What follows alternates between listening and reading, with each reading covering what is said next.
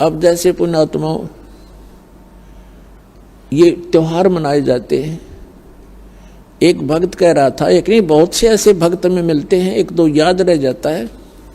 उसने बताया था जब दीक्षा लेने आए किसी भक्त के माध्यम से साथ आए वो, उन्होंने बताया जी हमने आज 10 वर्ष हो गए कोई त्योहार नहीं मना लिया। कारण क्या है कि कभी तो हमारा एक 5-4 मेरे चाचा ताऊ 5-6 भाई थे, उनमें कभी तो किसी की मृत्यु हो जाती है, किसी खास जवान की, कोई बहन विधवा हो जाती है या घर का सदस्य मर जाता है। हमने 10 वर्ष हो गए कोई त्योहार नहीं बना लिया। तो पुण्यात्माओं अब वो त्योहार क्यों नहीं मना रहे? और जिनके या बिजली ना गिरी है वो नाचें गाँव बकवाद करें, खाक त्योहार। यहाँ पर तो परमात्मा कहते हैं कि यदि आपको समर्थ की शरण मिल गई फिर तो यहाँ आप खुशी मना सकते हो, और वो खुशी भी राम नाम में, भक्ति में। आपका ये त्योहार है सत्संग में आना, परमात्मा की भक्ति करो, सेवा करो, सिमरन करो, दान करो जैसा आपके हाथ से छूटे। तो ये आपकी जो है ना त्योहार है। इसके अतिरिक्त आप क्या देखा दास ने, ये होली मनाते हैं। होली जब से हमें ज्ञान हुआ है हमारे बच्चे भी नहीं करते, छोटे छोटे बच्चे भी अपने घरों में रहते हैं, उस दिन बाहर नहीं निकलते, क्योंकि समाज में ये ज़्यादा परंपरा प्रचलित है। तो उस दिन क्या करेंगे, गंदा पानी, रेत, गाँव में मतलब बहुत बुरा हाल है, और लाल मुँह कर लेंगे बांदर की तरह, सारे दिन धक्के खांदे आंडे, और हम अपना बैठ कर भजन करें दरवाजा बंद करके। जैसे अब ये आएगी क्या नाम, पूर्णमासी, रक्षाबंधन कहते हैं, सारी उल्टी परंपरा काल की।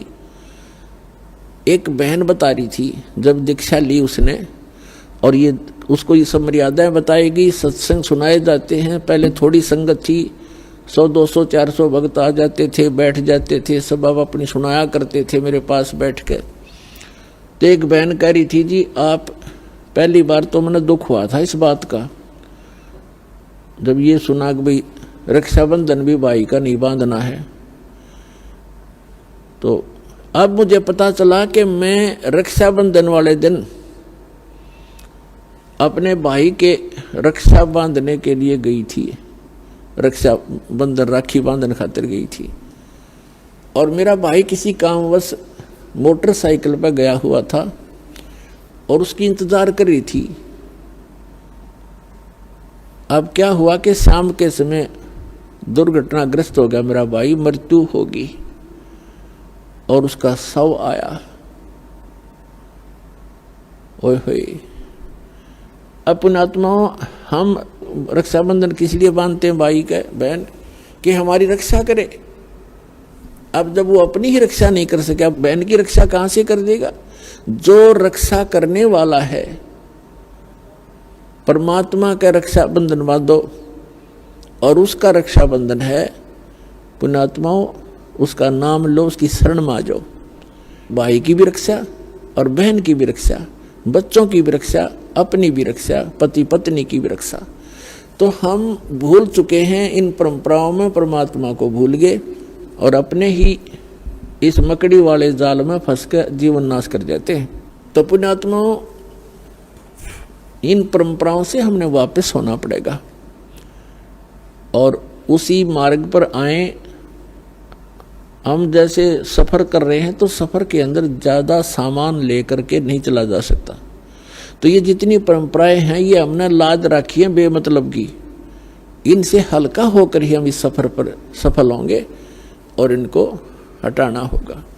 अब आप देखते हो कोई भी त्यौहार है, 2 किलो मिठाई लेके कोई इधर भाग रहा है, कोई इधर भाग रहा है, और एक परंपरा बना दी कि इतना सामान तो उस दिन लेके जाना पड़ेगा।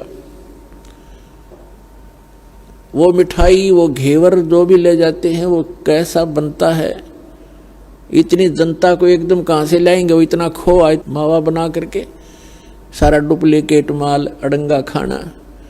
तो पुण्यात्माओं पहले तो इस लोक में ये खुशी मनाने का स्थान नहीं है। हाँ, परमात्मा कहते हैं समर्थ का शरणा गहो रंग होरी हो, फिर कदे न हो एकाज राम रंग होरी हो। समर्थ की शरण गहो, समर्थ का शरणा गहो रंग होरी हो। आपके होरी माने खुशी। आपके घर में अगर खुशी मनानी है तो समर्थ की शरण में आ जाओ, आपका रोज होरी रहेगी। ये सत्संग में आना, ये आपकी होली है, यही आपकी दीपावली है और यही आपके सारे त्योहार हैं। कहते समर्थ का शरणा गहो रंग होरी हो, फिर कभू ना हो अकाज, कोई आपका बुरा नहीं होगा। राम रंग होरी हो, राम के नाम की या खुशी बनाओ। फिर तो इस प्रकार हमने इन अपनी मर्यादाओं को भी सीमित करना है और भक्ति तभी हमारी सफल होगी।